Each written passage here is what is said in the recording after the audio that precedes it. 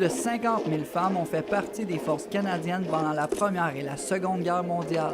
L'exposition Grande Guerre, Grandes Femmes vise à rendre hommage à ces femmes en racontant leur histoire. On prend au musée une approche vraiment personnelle avec cette exposition. Alors, on utilise les histoires personnelles. Il y a à peu près 45 femmes dans l'exposition.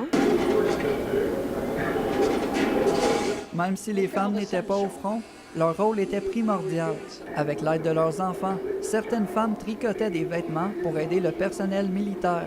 Pendant la Seconde Guerre mondiale, plus de 300 000 femmes ont travaillé en usine pour faire la production de matériel de guerre. Les femmes de guerre ont été très importantes durant la Deuxième Guerre mondiale. Malgré le fait qu'elles n'étaient pas autorisées à tirer du fusil, elles ont su prendre la place des hommes partis à la guerre. Elles ont aidé dans les usines ou à la maison pour aider à fabriquer l'équipement de guerre. Tout le monde au Canada avait un rôle à jouer. Les femmes avaient un super gros rôle à jouer parce que les hommes, on les demandait à devenir soldats.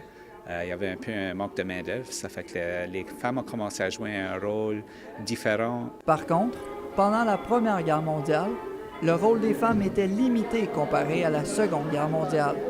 Pendant la Première Guerre mondiale, les femmes étaient des infirmières, mais dans la Deuxième Guerre mondiale, il y avait beaucoup plus de rôles que les femmes pouvaient jouer dans le militaire. Les femmes pouvaient faire partie des forces terrestres, aériennes, la marine. Ils faisaient des manœuvres, il y avait des uniformes. Puis aussi, ils demandaient à jouer des rôles dans l'industrie. C'est durant la Seconde Guerre mondiale que le rôle de la femme a considérablement changé. Ces changements ont affecté positivement la vie des femmes d'aujourd'hui. Alexandre McKinnon, La Cité, Ottawa.